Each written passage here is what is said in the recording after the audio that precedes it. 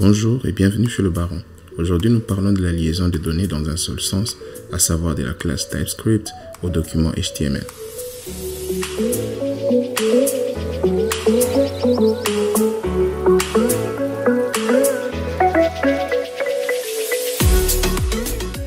Avant de parler de la liaison des données, parlons un peu de ce que est le DOM, le Document Object Model. Le DOM est la représentation au niveau de notre code du document HTML que nous utilisons. Tout élément du HTML, à savoir l'image, la vidéo, le paragraphe, a une correspondance au niveau du DOM. Au niveau du HTML, nous parlons d'attributs, alors qu'au niveau du DOM, nous parlons de propriétés. Lorsque nous parlons par exemple du src, à savoir la source de l'image, le src a également une correspondance src en termes de propriété lorsque nous utilisons le DOM. Mais nous allons voir par la suite que ce n'est quasiment pas tout attribut qui a une propriété, à savoir le call span n'a pas de correspondance au niveau de propriété.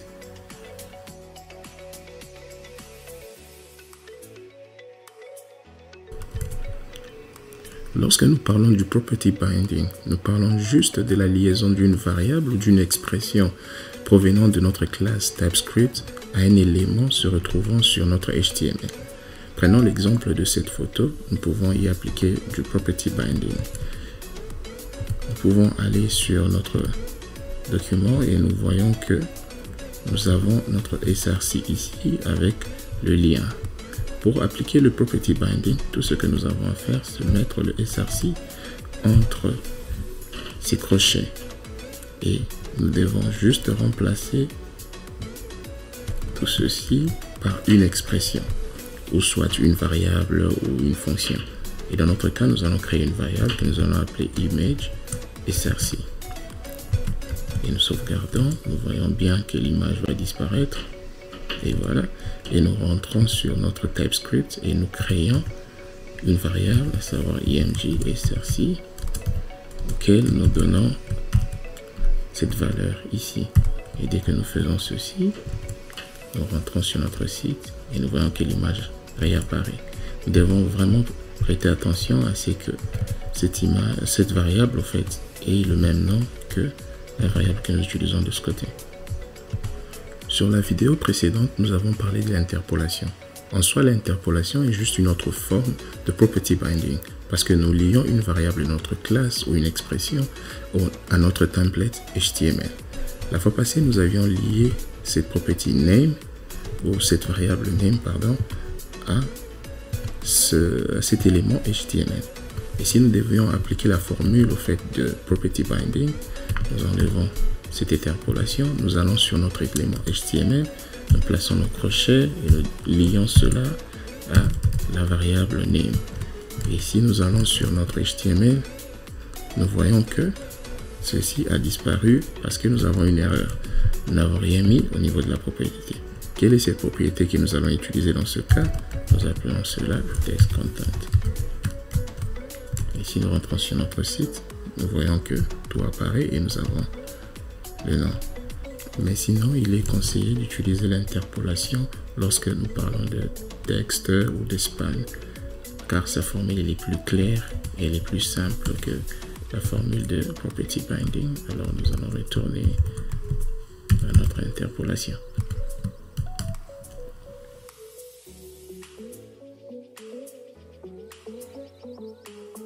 Tout au début, nous avions mentionné que ce n'est pas tout attribut au niveau du HTML qui a une correspondance en termes de propriété sur notre DOM. Et nous avons parlé du call span. Si nous avons par exemple notre tableau ici et que nous rentrons sur notre application, nous voyons que cela s'affiche. Et si nous retournons sur notre document HTML et nous voulons lier au fait cette propriété call span et nous disons par exemple ceci correspond à call span value par exemple, et nous créons une variable pour cela et nous appelons ceci call span value et nous disons par exemple est égal à 2. Si nous rentrons sur notre site, nous voyons que rien ne s'affiche parce qu'il y a une erreur. Pourquoi? Parce qu'il n'y a pas un attribut qui correspond à une propriété qui s'appelle call span. Et dans ce cas, qu'est-ce qui se passe? Tout ce que nous avons à faire, c'est ajouter atr comme ceci, attr. Et cela va créer au fait ce lien entre le call span au niveau du DOM et celui du HTML. Et voilà, nous voyons que celle-ci apparaît encore. Donc si vous avez une erreur liée à un attribut au fait qui ne correspond pas à une propriété, tout ce que vous avez à faire, c'est parler de attribute binding. Vous ajoutez les attr devant.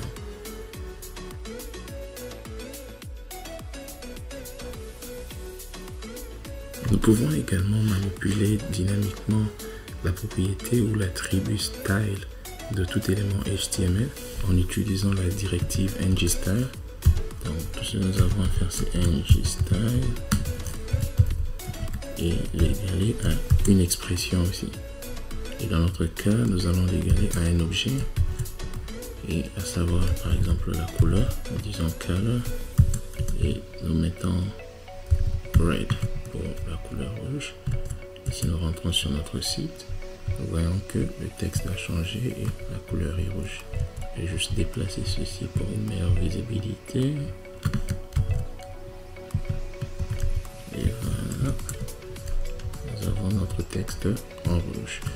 Et nous pouvons également, comme nous pouvons égaler cela à une expression, remplacer au fait ce red ici par une variable ici que nous pouvons appeler color title, et nous appelons ceci blue. Et tout ce que nous faisons, c'est retourner ici et appelons ceci color title. Et nous rentrons sur notre page, nous voyons que le texte est en bleu. Pourquoi? Parce que nous avons cette variable qui correspond à celle-ci. Nous pouvons également y placer une condition, à savoir si une variable, par exemple, mettons si notre call span que nous avons de l'autre côté, à savoir celui-ci, call span value, si call span value disons est inférieur à 2, alors dans notre cas, qu'est-ce que nous faisons?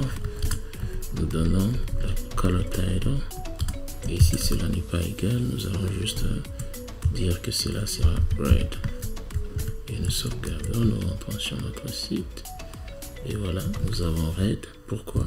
Parce que notre condition n'est pas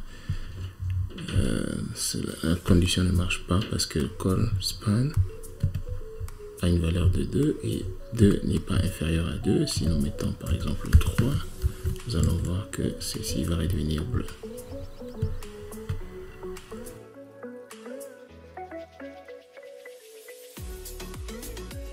Nous pouvons également manipuler dynamiquement les classes, les ajouter en fonction d'une condition ou pas. Et alors voyons cela sur cet élément ici. Pour le faire, nous allons utiliser également une directive, à savoir ngClass, et nous allons l'égaler à une expression, comme nous le faisons souvent. Voyons par exemple, enlevant ou retirant cette classe red et rentrons sur notre application, nous voyons que la couleur elle est verdâtre. Ici, nous ajoutons cette expression ici, à savoir le string red. Ce que nous retrouvons, c'est que voilà, nous avons le red qui a été ajouté à cette classe. Nous pouvons également retirer cette classe ici. Et nous verrons que lorsque nous cliquons, nous avons une couleur assez noirâtre derrière à chaque fois que nous cliquons. Et nous pouvons ajouter plusieurs classes en mettant un array, un peu comme ceci, et nous y ajoutons la deuxième classe. Et ce que nous retrouvons, c'est une couleur blanchâtre là derrière. Nous pouvons également baser cela sur une condition. Nous pouvons enlever ici comme cela. Nous pouvons également mettre la même condition qu'ici. Alors à savoir, nous devons ouvrir cet objet dans ce sens et dire par exemple nous allons donner la couleur red si call span comme ceci est inférieur à 3, et nous rentrons, nous voyons que c'est la couleur rouge parce que callspan est inférieur à 3. Et si nous disons callspan est inférieur à 1, nous n'aurons plus cette couleur-là. Voilà, parce que la condition n'est pas vérifiée.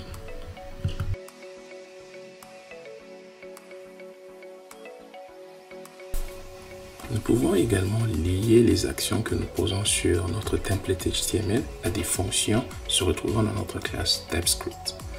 Dans notre cas, nous voulons à chaque fois que nous cliquons sur ce bouton, nous puissions ajouter ce super-héros sur la liste des favoris. Allons-y sur VS Code. Pour pouvoir le faire, nous devons retrouver l'objet ou l'élément HTML que nous voulons, à savoir ce bouton se retrouve ici. Alors pour pouvoir faire du event binding, pour lier au fait cette action à une fonction, nous mettons nos parenthèses et nous mettons l'event ou l'action qui s'est passée, à savoir le clic pour nous, et nous égalons cela à une fonction dans notre classe. Dans notre cas, nous allons lier ceci à la fonction addFavorite. Et nous appelons cette fonction. Cette fonction n'existe pas encore, alors nous allons aller créer cette fonction. Et nous retrouvons cette fonction ici. Et notre fonction va tout simplement mettre sur la console un texte pour dire favorite added. Pour dire qu'on a ajouté. Tout simplement. Et si nous rentrons sur notre application et dès que nous cliquons, nous allons ouvrir notre console avec F12 et voilà notre console, et à chaque fois que nous cliquons, nous voyons favorite added. Favorite added, nous voyons le chiffre 2 pour dire 2 fois et ainsi de suite. Nous pouvons effacer et le refaire. Nous voyons qu'il y a favorite added. Et pour avoir la liste complète des actions qui peuvent être effectuées, vous pouvez aller sur DOM Events, juste une recherche sur Google, et vous allez sur W3 Schools.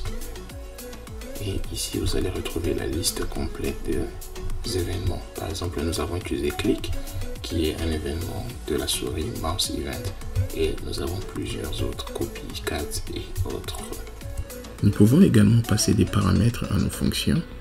Nous pouvons par exemple dire added from HTML et aller sur notre fonction et dire que nous allons recevoir un string, et ce string là nous allons le mettre sur notre console.